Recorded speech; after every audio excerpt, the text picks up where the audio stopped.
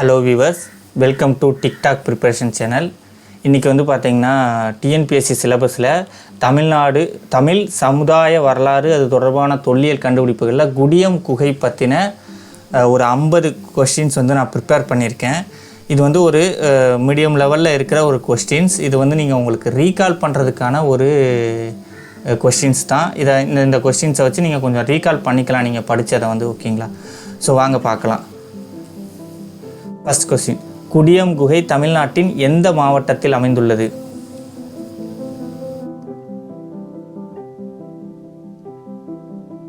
திருவள்ளூர் மாவட்டத்தில் அமைந்துள்ளது. குடியம் குகை வந்து திருவள்ளூர் மாவட்டத்தில் பூண்டி நீர்த்தேக்கத்திற்கு அருகில் இருக்கு.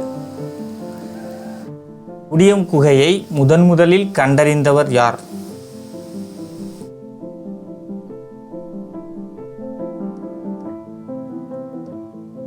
ராபர்ட் ப்ரூஸ்வுட். 1863 ராபர்ட் ப்ரூஸ்வுட் கண்டுபிடிக்கிறாரு. இவர் இந்த பழைய கற்கால அகழ்வாராய்ச்சியின் தந்தை என்றும் அழைக்கப்படுகிறார். குடியம் குகை எந்த ஆற்றின் வடிநிலை பகுதியில் அமைந்துள்ளது?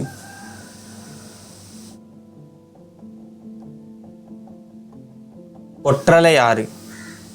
இந்த கொற்றலை ஆற்றில் தான் வந்து இந்த பண்பாடு உருவாயிருக்கு, கற்கால பண்பாடு. குடியம் குகையில் வாழ்ந்த மனிதர்கள் பிரதானமாக எந்த காலத்தைச் சேர்ந்தவர்கள்?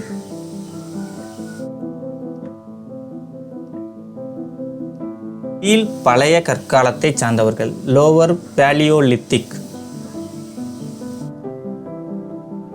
1963-64 ஆண்டுகளில் குடியம் குகையில் முறையான அகழ்வாய்வை மேற்கொண்ட மத்திய அரசு அமைப்பு எது? இந்திய தொல்லியல் துறை, ஏஎஸ்ஐ எனப்படும் இந்திய தொல்லியல் துறை, கேடி பனர்ஜி தலைமையில்.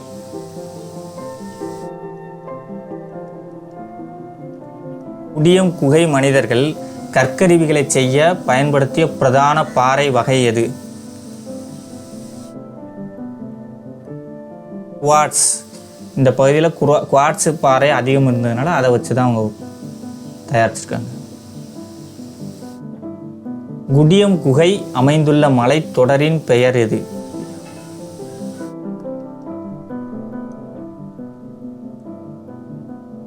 அல்லிக்குழி மலைத்தொடர். குடியம் குகையில் கண்டறியப்பட்ட கைக்கோடாரிகள் எந்த தொழில்நுட்ப வகையை சேர்ந்தவை? அச்சூழியன் வகையை சேர்ந்தவை. இருபுறமும் சமமாக சீராக செதுக்கப்பட்ட அச்சூழியன் வகை கருவிகள். ராபர்ட் ப்ரூஸ்வுட் குடியம் குகையை கண்டுபிடித்த வரலாற்று சிறப்புமிக்க ஆண்டு எது?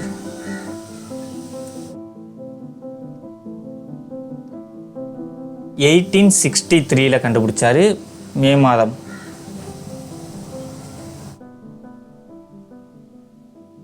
கொற்றலை ஆற்று பகுதியில் நிலவிய கற்கால பண்பாடு உலகளவில் எவ்வாறு அழைக்கப்படுகிறது? மெட்ராஸ் கைக்கோடாரிகள் கலாச்சாரம். கைக்கோடாரி கலாச்சாரம், மெட்ராஸ் கைக்கோடாரி கலாச்சாரம். குடியம் குகை மனிதர்கள் நிலையான விவசாய வேலையை மேற்கொள்ளவில்லை. காரணம், அவர்கள் பழைய கற்காலத்தைச் சேர்ந்த நாடோடி வேட்டைக்காரர்கள் மற்றும் உணவு சேகரிப்பாளர்கள் ஆவர். காரணமும் கூற்றும் சரி.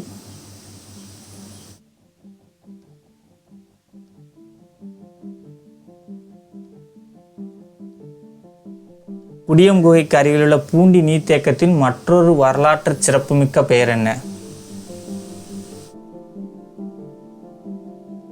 சத்தியமூர்த்தி சாகர்.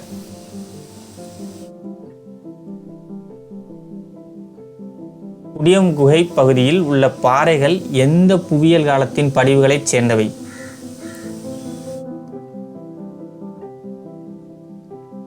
அப்பர் கோண்டுவானா.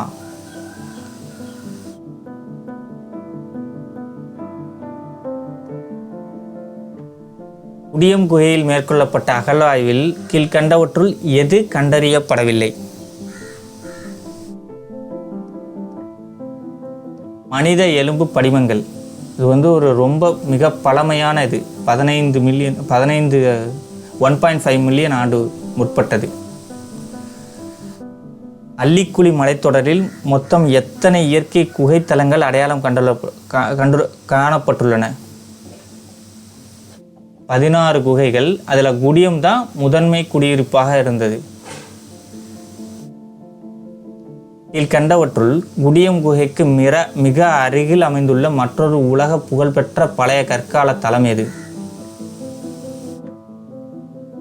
அதிரம்பாக்கம். குடியம், அதிரம்பாக்கம் எல்லாம் அந்த பகுதியை சார்ந்தவை தான். இந்த கொற்றலை ஆற்றுப்படுகையை சார்ந்தவை தான். பூண்டியில் அமைந்துள்ள தொல்லியல் அருங்காட்சியகம் எந்த ஆண்டில் பொதுமக்களுக்காக நிறுவப்பட்டது? இந்த குடியம் குகையில் எடுத்த பொருட்கள் எல்லாமே பூண்டி தொல்லியல் அருங்காட்சியகத்தில் தான் வச்சாங்க. 1985.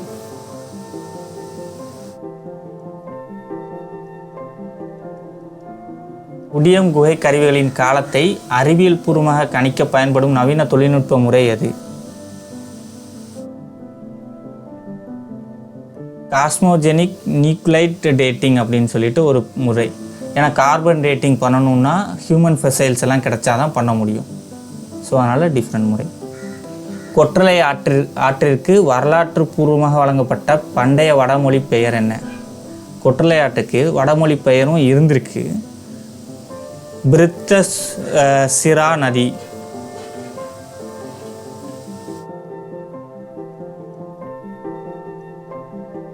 குடியம் குகை தலம் கடல் மட்டத்திலிருந்து தோராயமாக எவ்வளவு உயரத்தில் அமைந்துள்ளது?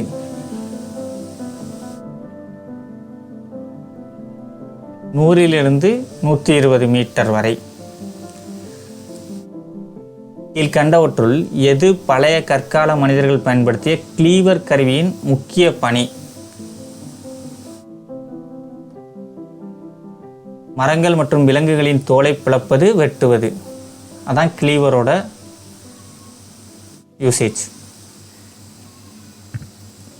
தமிழக தொல்லியல் துறை குடியம் குகைக்கு அருகில் உள்ள எந்த பகுதியில் இரும்பு கால தடயங்களை அகழ்ந்தெடுத்தது? பட்டறை பெரும்புதூர் அப்படிங்கிற இடத்துல எடுத்திருக்காங்க. குடியம் குகை ஒரு ராக் ஷெல்டர், பாறை உறைவிடம் வகையைச் சேர்ந்தது. மத்திய இந்தியாவில் இதற்கு இணையான புகழ்பெற்ற தலம். குடியம் குகை மாதிரி ஒரு பழைய இது பார்த்தீங்கன்னா பிம்பேட்கா, மத்திய பிரதேசத்தில் உள்ள பிம்பேட்கா. கீழ் பழைய கற்காலத்தின் அச்சூலியன் மரபு இந்தியாவில் பரவ தொடங்குவதற்கு முக்கிய வாயிலாக அமைந்த மாநிலம் எது? தமிழ்நாடு. அதுவும் மெயினாக சென்னை மண்டலத்திலிருந்து இந்த அதிரம்பாக்கம் குடியம் தான். குடியம் குகையில் வாழ்ந்த கற்கால மனிதர்களின் சமூக அமைப்பு எத்தகையது? அரசாட்சியாக இருந்தாங்களா, நாடோடி குழுக்களா, திட்டமிட்ட நகர குழுவா, இல்லை கூட்டுறவு? சிறிய நாடோடி குழுக்கள் தான். இது ரொம்ப பழைய கற்காலங்கிறதுனால நாடோடி குழுக்களாக தான் இருந்தாங்க. பொறுத்துக. குடியம் புதிய கற்காலம், பையம்பள்ளி பழைய கற்காலம், கொடுமணல் பெருங்கற்காலம், கீழடி சங்ககால நகர நாகரிகம். இதை பொருத்தணும். ஆப்ஷன் ஏ தான் சரியான ஆன்சர்.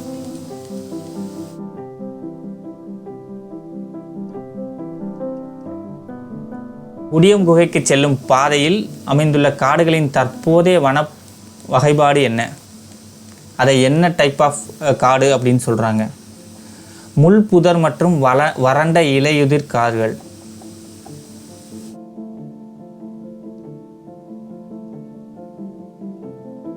தற்கால கருவிகளில் காணப்படும் பழம்படிவு பேட்டினேஷன் என்பது எதனை குறிக்கிறது? காற்றில் ஏற்படும் வேதி மாற்றத்தால் கல்லின் மேற்பரப்பில் தோன்றும் நிறமாற்ற அடுக்கு.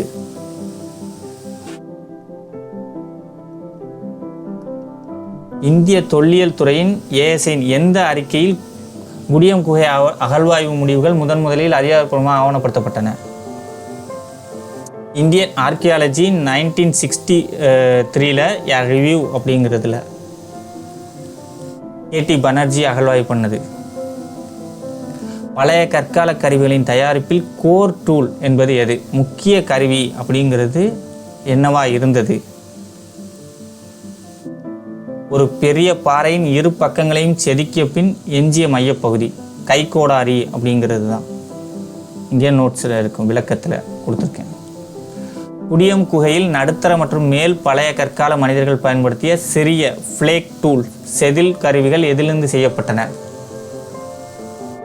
முதன்மை பாறையிலிருந்து உடைத்தெடுக்கப்பட்ட கூர்மையான கல்லு சில்லுகள்.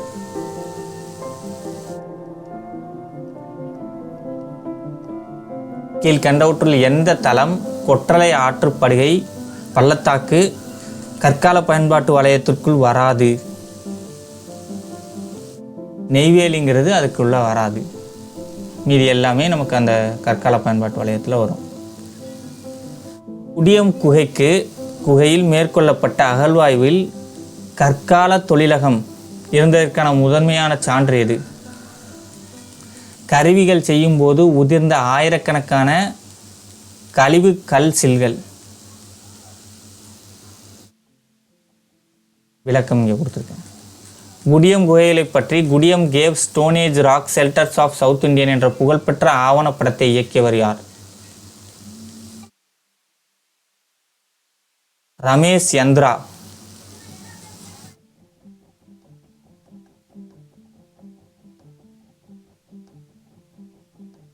குடியம் குகை மனிதர்கள் விலங்குகளை வேட்டையாட பயன்படுத்திய ஹேண்ட் ஆக்ஸ் என்பது எத்தகைய கைப்பிடியை கொண்டிருந்தது?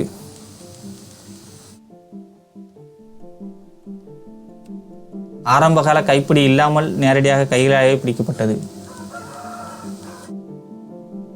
வாக்கியம் 1.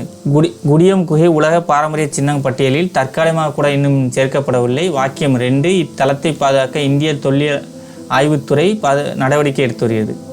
வாக்கியம் 1, 2 சரி. இன்னும் யுனெஸ்கோவில் இடம்பெறவில்லை. கீழ்கண்டவற்றுள் எது குடியம் குகை மனிதர்களின் முதன்மை உணவு ஆதாரமாக இருந்திருக்க முடியாது?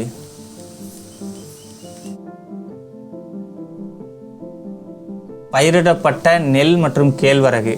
இவங்கெல்லாம் பழைய கற்காலம், அதனால் இங்கே அக்ரிகல்ச்சர் இவங்களுக்கு தெரியாது. இதுக்கு அப்புறம் தான் நமக்கு வந்துச்சு. குகைகளின் குடியம் குகைகளின் பாறை அடுக்குகளில் முக்கியமாக எந்த புவியியல் அடுக்கின் கரடுமுரடான மணற்கற்கள் மற்றும் கூழாங்கற்களின் கலவையால் ஆனவை? மேல் கொண்டவனா சத்தியவேடு அடுக்குகள்.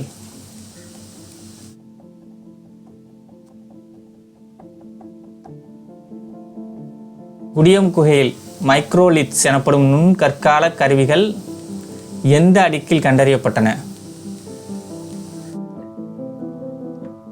குகையின் மேற்பரப்பு மற்றும் இடைக்கால அடுக்குகளில்.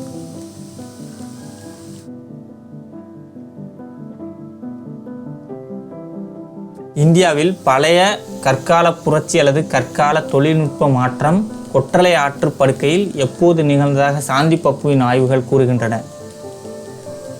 சுமார் 1.5 மில்லியன் 15 லட்சம் ஆண்டுகளுக்கு முன்பு.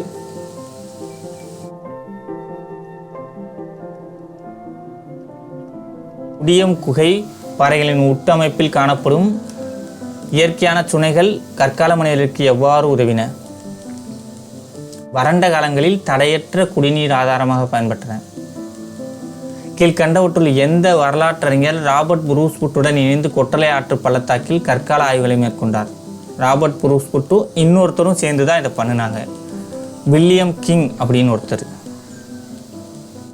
தமிழ்நாட்டின் தென்பகுதியில் தூத்துக்குடி மாவட்டத்தில் காணப்படும் மணற்குண்டுகளான தேரி எந்த கற்காலத்தை சேர்ந்தவை? தேரி சைட்ஸ் அப்படின்னு சொல்லிட்டு ஒரு சிவப்பு நிறம். இடைக்கற்காலம் மீசோலித்திக். குடியம் குகைகள் வாழ்ந்த கீழ் பழைய கற்கால மனித இனம் எதுவாக கருதப்பட்டது?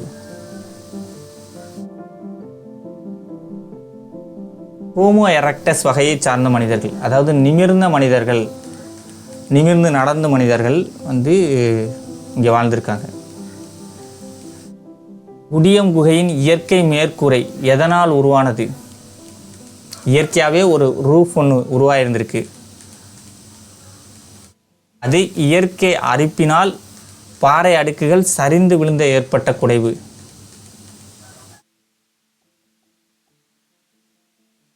தமிழ்நாட்டில் புதிய கற்கால மனிதர்களின் பிரதான வாழ்விடமாக விளங்கிய தலம் எது? புதிய கற்காலம் பையம்பள்ளி. குடியம் அதிரம்பாக்கலாம் பழைய கற்காலம், புதிய கற்காலம் பையம்பள்ளி.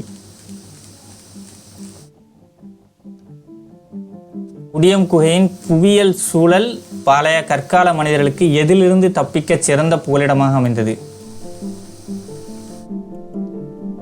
காட்டு விலங்குகள் மற்றும் அதீத தட்ப வெப்பநிலை, மழை வெயில் இது எல்லாத்துலையுமே பாதுகாக்கிற மாதிரி அது ஒரு இயற்கை அமைவிடமாக இருந்துச்சு, குகை மாதிரி.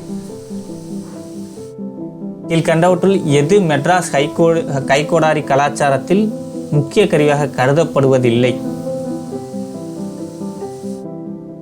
கார்னிலியன் மணிகள். கார்னிலியன் மணிகள்லாம் வந்து சிந்து சமவெளி கீழடி அங்கே தொடர்புடையவை.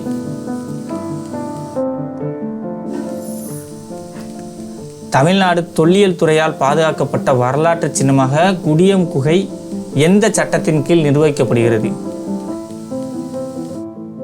தமிழ்நாடு பழங்கால மற்றும் வரலாற்று சின்னங்கள் சட்டம் 1966.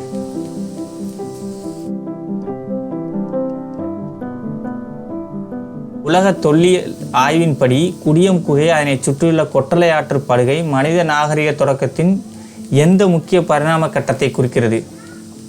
ஆப்பிரிக்காவிற்கு வெளியே மனித இனம் பரவிய ஆரம்பகால புலம்பெயர்வு.